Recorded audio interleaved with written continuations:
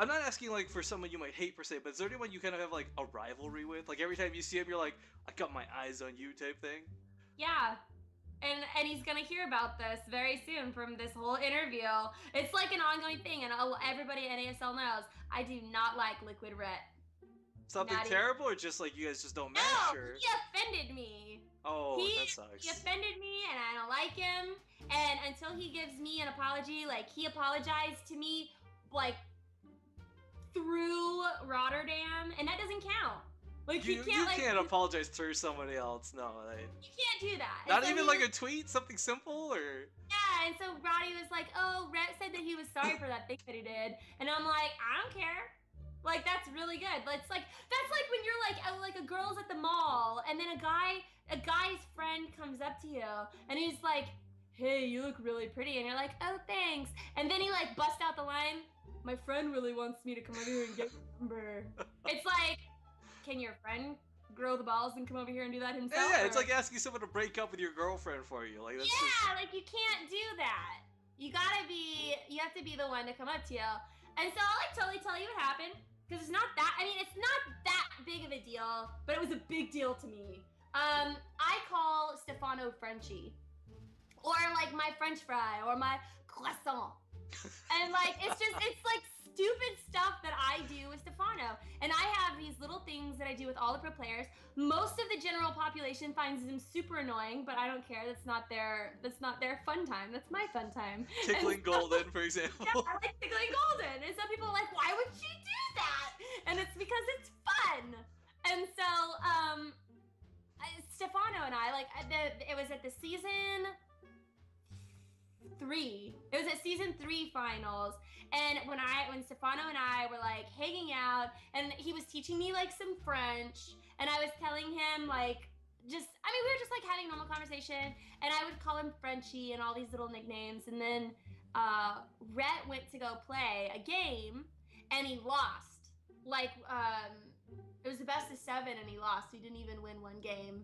And he comes back to the back, and he was like super pissed. So I mean, I give him credit. Like he was just kind of on fire, and he was like super super upset, and he's just like huffing and puffing. And then I was like over like getting a croissant from like the little line or whatever, and I pick it up and I go, "Hey Frenchie, do you want a croissant?" And it was just like some stupid thing that I did, and Rhett like throws down his headphones, he like turns over, he looks at me, and he's like, "His name is Stefano. He's not Frenchie." And he just like yelled at me like so bad, and it like scared me, and I was just like, like, and I don't get like that. Like normally I like can bounce back, but I mean he was livid, dad kind of mad, really really mad, and like using both names, man. Lord Elise. Elise. His name is not Frenchie, and he doesn't want a croissant. And I'm just like, I'm sorry. And so I got like really like I just don't like when people yell at me. Like tell me whatever you want, but don't like yell. Like nobody likes being yelled at. I mean. Yeah, and so but I understand that he had just lost a match. And it was like, and that was like the end of his thing there at the finals. So he was really upset, and he just was taking it out on me. But that's not fair. So anyways, I went up to Stefano, and I like sat out, because I don't know if sometimes maybe I offend people, like I go too far, like I take something too far. So I went up to Stefano, and I was like, "Hey, does it bother you when I call you Frenchie? Because if it does, I'll stop." Like, it was like Rhett made me realize, like, maybe I'm really being annoying. I think everyone's at that moment that where you're like, oh, was I being a dick and didn't realize it type thing? Yeah, Like, right. So I went up to him and I'm like, if I was really annoying, I'm really sorry about that. And he's like, no, I don't care. Like, he's like, honestly, I think you're super cute and you're super fun. Like, call me whatever you want, and I will be a croissant. Ever since then, like, Rhett just kind of put me like as a bump on a log. You know, I'm just kind of like, when I see Rhett, I'm just like, oh, I don't like you. You know, because he was mean to me. But that's why I don't like him. And it would all end if he just came up to me and was just like, you know, I'm really sorry about that time that I just like blew up on you at the finals. That's all it has to be, and I'll just be like, oh, it's fine, like no big deal. Seriously, that's the only person that I don't really like. As of right now. After the apology, we can have another interview and I'll probably like him again. the redaction of it. You've got a background let's not beat around the bush about it. I am truly most curious, so how you transitioned from your old career path to where you are now today at the NASL. It really wasn't that big of a transition. Like, I know a lot of people think that, like, I was like this, it's like I was Japanese and now I'm white. And people want to know, like, how that happened. But it's not really true. My dad was a professional gamer himself. So I grew up with video games. He played Quake for, like, before, like, DreamHack ever existed. He was like, we had LAN parties with like 40 people over at our house, imagine. And I actually grew up like despising video games because it was like all my dad ever did. And I was like, oh Dad, like get off the freaking video games and come to the movies with Mom and I. And so, so I grew up with that, and I grew up playing like Lara Croft and all these different games, and like Doom. Do you ever remember Doom? Oh God, when I was little, that game scared the pants off me. Oh. It scared the pants off me too. And the graphics were terrible. But I know. Somehow, like really big, like monsters coming at you, like gave me nightmares. So I was like, oh, whatever. Let's just do Playboy. But anyways, yeah. So my transition was really actually just going back. It wasn't like going in a different direction. It was kind of just like saying, okay, so all my life I tried to like let my dad have that side of the world, and NASL, I talked to Russell Pfister, who is the CEO and like founder of NASL, and I talked to him and we got into a conversation. I was hosting an event that he came to, so that's how we met. And and he told me that he was into gaming and he owns this company, and I was telling him about my dad and like how I grew up with all of this stuff, and things kind of just like built on top of each other. And then he's like, well, you know, we're looking for a female host for NASL, and I was like at the time I was almost just like, I don't want to get into that. Because I know the world, I know like how the internet world is, and I'm just like, I don't think that's the right road for me. And so I ended up going into the office and auditioned, and I ended up like falling in love with the guys, like, not literally. But I mean, like, all the casters there were just really cool, and they were all like, yeah, if you come into this, like, we're all gonna help you, we're gonna help you through it, and it's not gonna be weird, and we're all gonna like be supportive of you and like show you the ropes of esports. So I got really, really interested in it, also because this is like, I know, not the happiest thing, but my dad died of cancer a year ago, right as NASL was coming into my life. So when they came in with this whole gaming thing, it really like, I felt like it was kind of like a shining light, like it was a piece of my dad that I could discover because I had pushed it away for so long. So if I got involved in gaming and esports, I felt like I would kind of connect with my dad on a level that I never connected with him on before. So, and this whole experience has definitely been that. I have like, I know why he was addicted. I'm addicted. I stream every night. Like, I really, really enjoy it. And I enjoy the competitive side of it and everything. So, I mean, that's my transition. It was all kind of by accident and like just really, really random chains of events. Well, okay, so yeah, my follow-up question was gonna be like, how'd you get involved in gaming? But that kind of answers that question as well. Yeah. I've always, like I said, I've always been involved in gaming. And I've never, like I am now. I always had other things. I was on TV shows, and I moved to California to pursue acting and modeling and music. And I published a book of poetry, and I went to college, and it just wasn't my avenue. Like, I never thought that gaming would turn me on so much. Like, I thought that just being in the business of like entertainment and stuff like that would be more my forte.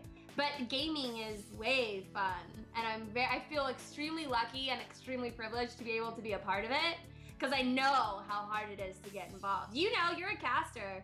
Like, yeah. Getting involved out there in front of a camera, in front of esports, is really not an easy thing to do. Yeah, putting yourself out there could be a little bit embarrassing sometimes. Yeah. Because no one's perfect, and it's like if you mess up in front of somebody, like in the whole world of esports, it'll be on Reddit in 5 minutes. Yeah, I can only imagine like if you're on the NASL stage and you completely mispronounce like a player's name, you're just dead. Like. No, I don't do that. I study everything before I get out there, and I meet all the players, and I study all of the terminology before I started streaming. I wanted to know, because I had never played Starcraft before I started streaming, so I had to study everything before I started. I think I called an SCV like an SRV or something like that. I didn't say SCV, that's for sure. And oh man, it just murdered me. I was like, oh crap, I never knew that 3 little letters would give me such a hard time. Well, actually, just curious, since you bring that up, do you know what SCV stands for? A lot of people don't, so I'm not gonna like dock points if you don't. No. It's actually know what it stands for. I played Starcraft since like the original Starcraft. I never took 2 seconds to think that it could mean something. I only learned about like a year into Starcraft 2. SCV stands for Space Construction Vehicle. And it blew my mind, so I was like, wait a minute, this has a name? Are you kidding me? I've been playing this for like 5 years, like. That's cool. Yeah, so I never knew that. Take that to the office. I bet you could stump a couple people with that one. Imagine. I bet I would too. It could be one of the questions that I ask them like on stream when they're trying to make me look like a doofus. I'll just turn around and be like, oh yeah, what's SCV stand for? Oh, you give them the look too? Like, oh no, you didn't. What? You can answer this in whatever order you like. What do you think your best and most embarrassing moments in esports have been so far? This doesn't have to be just NASL. I mean, like, if you were on ladder one night and had a terrible, however you see fit. Oh my gosh, like 90% of all of my moments in esports are embarrassing. They're all, that's just like part of my history. Let's see, one of my best moments. My best moment was when I maxed out all of my units in under 15 minutes. It was when I first started playing Starcraft, and I asked the guys at work to give me like a goal, like a challenge goal. And I told them to give me something realistic, but something that they didn't think that I would do anytime soon. So, because I wanted something that I could like be like, ha, I told you so. But I didn't want something that was gonna be like super impossible for me, like a beginner. So Andre's like, why don't you try to max out all of your units in under 15 minutes? He's like, that's pretty hard to do. And I play Terran. So he's like, that's pretty hard to do for someone that has never played StarCraft. And I was like, okay. So in the beginning of playing StarCraft, before I tried to do anything like, and I did all this on ladder. So I was like laddering and trying to do this, and I was getting murdered. Well, I mean, that's the advantage of the Bronze League, right? Like, you don't have to worry about someone like coming down and just destroying you for trying this. Yeah, but since I was maxing out my units, like, I mean, these people that would like come over and try to kill me or like attack me, I would just murder them because I had like mass Marines.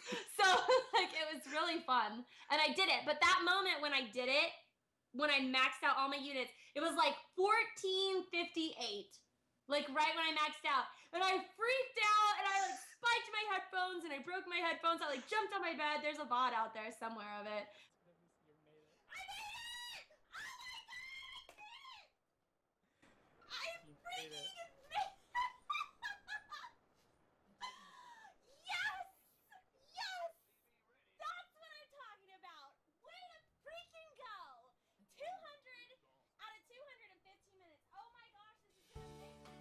But that was like the moment that I will always remember when I maxed out my units in under 15 minutes. It was the first goal that I ever accomplished in StarCraft.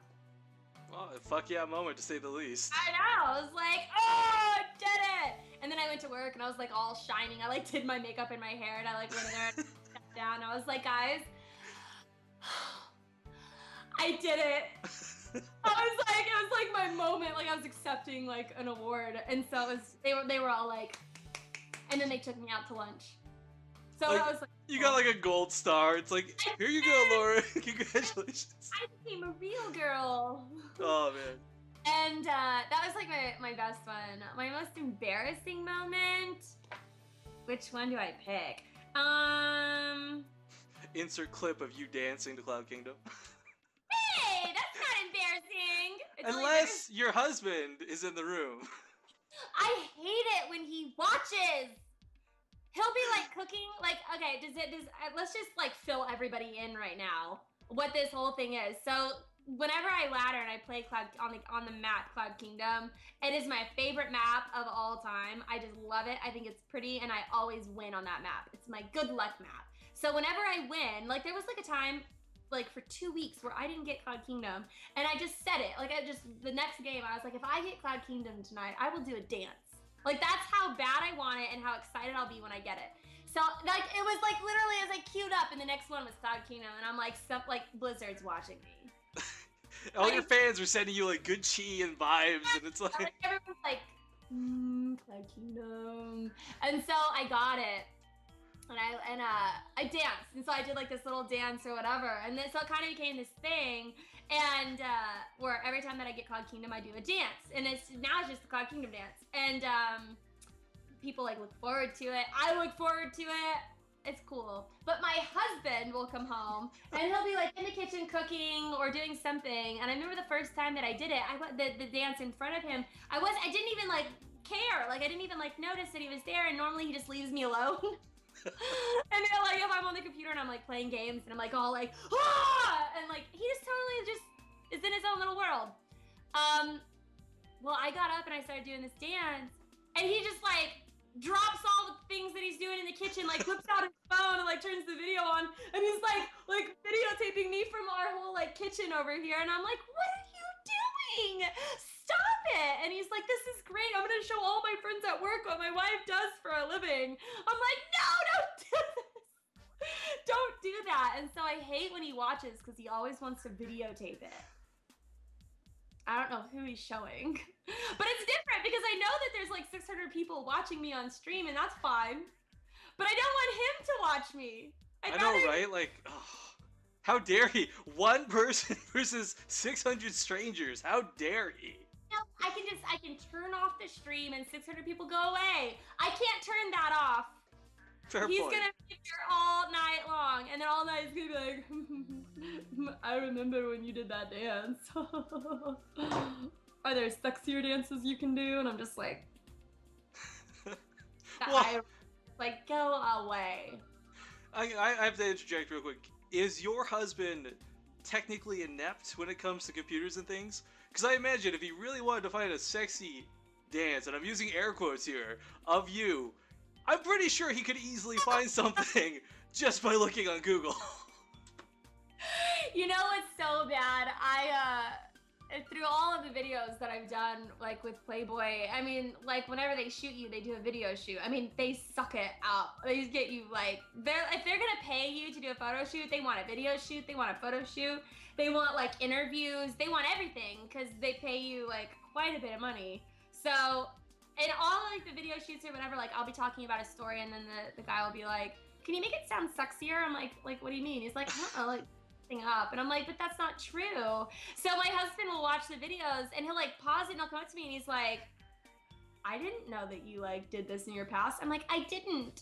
And then I had to like defend myself, and I'm like, I didn't do that. That didn't really happen. Just the camera guy like wanted me to say something really sexy because he's like, that's what they're paying me to do. And it's like, but I don't know who to believe. And I'm like, believe me. Yeah, believe your wife. He's like, do I believe the internet or do I believe you? And I'm like, me. Well, maybe that's why he wants to take the videos. So like he has proof. So like 10 years down the line, someone's not like, you know, changing the events that led to your dance of like Cloud Kingdom, but he knows, oh, my wife got Cloud Kingdom. Maybe it's a sweetheart thing and you just don't recognize it. You know, the internet is fun for him to fantasize. I guess that's like a great way to describe it. If you want to, it's way more interesting online than what I could do in person. It's so sad. I'm a nerd. What the hell? Welcome to the life, man. Gosh, I had to take like 4 shots of vodka before any kind of photo shoot. Oh wow, liquid courage, right? Yeah, and come on. What kind of sober person does that? We've got so far from the original question. I don't know, I'm sorry. No, that's what I was gonna say. I almost forgot. Most embarrassing moment in esports. Oh, So the Cloud Kingdom does not count. You can't. The dance for that's awesome, but does not count. I was pretty embarrassed when Rhett yelled at me. That really embarrassed me, and I think that's one reason why I'm so upset about it. Because it was embarrassing. It was in front of a lot of pro players. Well, actually, just real quick here. So I've never been to a live event like the scale of, say, NASL or something. Is there kind of like this VIP room in the back you guys just hang out in? So it's like, so you're really literally surrounded by only the pro players and like the important people, and that's where you get. Okay, I can understand that then entirely. Yeah, I was in front of like everybody at Twitch, all the pro players, one of my bosses, Day9, Gleck, Zoe. Like I was in front of everybody when Rhett yelled at me, and I felt like I was just this big. I was like, oh crap. So I would say that's my most embarrassing moment. I mean, that's like a true embarrassing moment. Yeah. Or like a fun embarrassing moment, like something where I was just like facepalm. Yeah. Well, my husband is from Italy, so we say ciao for hello and goodbye. Like all of us like ciao. When I get around to anybody that's foreign, like the Korean players, I just have this ciao that clicks on in my head, and I go up to someone, I'm like, oh, ciao, and people, and they look at me and they're like, what? And I'm like, oh, I'm sorry, I don't know how to say hi in your language. I only know one other language besides English. And then when they leave, I do it again. I'm always like, ciao. I mean, ni hao. Like, I always. Aloha. So I always do that. Like, I always, but it's like, it's a switch that turns on because I either say hi, bye, or ciao. So whenever I'm around someone foreign, the second language clicks in, and it's obviously not the right one. Watch, the one time you'll meet an Italian player, you'll be like, hey, how's it going? Oh, damn Yeah. it. Perfect opportunity wasted. That would have been great. But I always kind of do that, and they always like look at me and like roll their eyes. But I mean, that's like, I don't ever mean to do it. Like, it's really like an honest accident. Like when they're leaving, I'm like, okay, bye, ciao. So when you're approaching all these people who, whether they're an executive head of marketing for like Riot or just whoever it is you're trying to get a hold of, have you ever come into an instance where your past, like obviously someone wants to know, oh, who's this person messaging me? I'll Google Glor and Elise. Has that ever been an issue for you? I don't know, and if it has, I don't know about it. Oh, so no one's actually like openly said like, oh no, we're not gonna hire her because she's been in Playboy or something like. So far, knock on wood, my Playboy past has not been damning. I mean, it's a fear of mine, you know? It's like really something that scares me. I'll tell you how I came into Playboy, if I can just have like 5 minutes of your time. Go for because it. I think a lot of people are. I think a lot of people would be interested in it, yeah. Okay, so I was going to college, wrote a book of poetry. Then took a hard left. And yes, so I mean, this is what was going on in my life. So I was a brunette. I had really long black hair. Like I never dyed it. I was rarely wearing makeup of any kind. Like I was like an English literature major. Like I'm a bookworm. Like I sit on my love sacks at home, like which are my big bean bags, and I just like sit there and just like read a book with like a nice cup of coffee. Like that's me, and that's me behind closed doors, and that's like what I do. My passion, like mine is in reading and writing. Like that is like where I am, and I like to think of myself as a real girl. And so my cousin, this is where we get all involved in Playboy. My cousin used to be a real girl too. And she comes over in this process of a year, and she got into this like the fakest person I ever, like bleach blonde hair with long extensions and like nails that are like this long, like Ugh. fake nails. And then she got implants, and she got like D's, and then like they weren't big enough, so she got double D's. Started taking pole dancing classes. So she was never a stripper, but she was like working out like in a strip club. And so she comes up to me, and like she comes over to my house, and she says, you know, I auditioned for Playboy today. And I'm like a double take, and I'm like, what? Like what? And she goes, yeah, I auditioned for Playboy today. And I'm like, is that why all all of this like personality thing? Like, is that where all this is like channeling from? Like you've been like an audition for Playboy made you get fake boobs, fake nails, fake hair, and pole dancing classes? Like that's where this came from? And she's like, well, no, like I wanted to do all this for me, and just I'm like the definition of like a playmate, right? And I'm like, well, I don't think you are. Like I think you were way better before all this bullshit. And so we got into a like bad fight. And I mean, she starts like freaking out, and she's like, I didn't do this for anybody but me. And I'm like, then why did you try out for Playboy if you didn't do it for anybody else but you? So we got in this big argument, and then she ends up like blah blah blah blah. She ends up telling me, well, what do you think you're ever gonna do? Like Miss like no makeup, like English literature major, like you're not the definition of beautiful. What do you think the definition of beautiful is? Oh no. And so I mean, she starts kind of like taking shots at me, and I'm like, dude, anybody can try out for Playboy. Like it's not like there's like guidelines. So she dares me. And she goes, if you think you're so ballsy, and you think you have what it takes, and you think that you're the definition of like the perfect person, if you have the right to judge me for what I do with my life, and you have the right, then I dare you to take a step outside and go audition at a Playboy event. And she's like, and if you take me up on it, I will book your audition. I go, book it. Like, you think I'm like pussy? You think I'm not gonna do something like that because I'm like scared? Do it. So your career was a fuck you career? It was all, you know what, like, I wasn't even expecting anything. So this whole thing came from an argument that I had with my cousin. And just to prove her wrong. It was just, I just wanted to prove to her that she didn't need to go through all of this stuff to be what everybody else wanted her to be. And then she, like, comes at me like I'm not, like good enough either. And so it was all just, like, a point that I wanted to prove, and I get there, and I end up getting there. And then, like, I realized what I did, and I was like, holy shit, like, I'm gonna have to take off all my clothes today. And I really wasn't thinking about that, because it wasn't, like, my dream to go be in Playboy. Like, it was just a challenge. And so I start thinking about this, and I'm like, oh my God, like, I gotta go in that room, and I gotta take off my bra, and I gotta take off my underwear, and, like, I don't have a boyfriend, like no one's really seen me naked. I was so shy, and I was like, I can't do this. And so I went in the room, and I was like really nervous, and the photographer's like, hey, how you doing? And I'm like, I'm okay. How are you? And he's like, okay, well, that's over there. And so I go over there, and he's like, okay, just make a few poses or whatever. And I'm like, like trying to like kind of like so sexy. Yeah, and I'm like and then he's like, do another pose, and then I'm just like, okay. Same thing reversed. So this is like my like Playboy thing. He's like, okay, that's great, now take off all your clothes.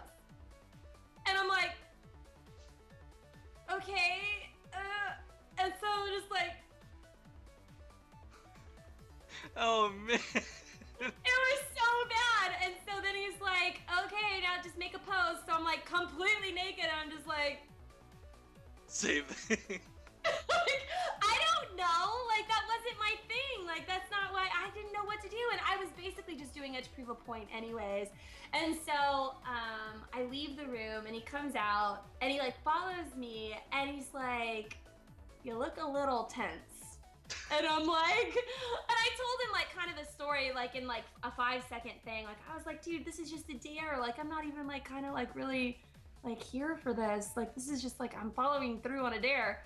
And he goes, why don't you like loosen up a little bit and come in there and like take some like direction. He's like, I think you have something here. And I'm like, okay. So I go in, and then he like tells me, he's like, like shake your shoulders out and like relax. And here's so a bottle of vodka. Take 3 shots quickly. Like go do 10 jumping jacks. And so it was like this whole thing, and I end up leaving, and a week later they call me back, and they're like, hey, we want you to be on The Girls Next Door. We want you to go to Argentina. We want to do a TV show on you. We want you to be a playmate. We want you to do this. We want you to do this. And then for the next 2 years, my life was like traveling around the world. I was on radio talk shows and just all this stuff for Playboy. I was on like A million, I mean, just a million different things with Playboy. Millions different things. Like, it was crazy. My cousin, you don't even want to know. We don't even talk. I was gonna say, did she even get the part? Like, did you Oh, steal her dream?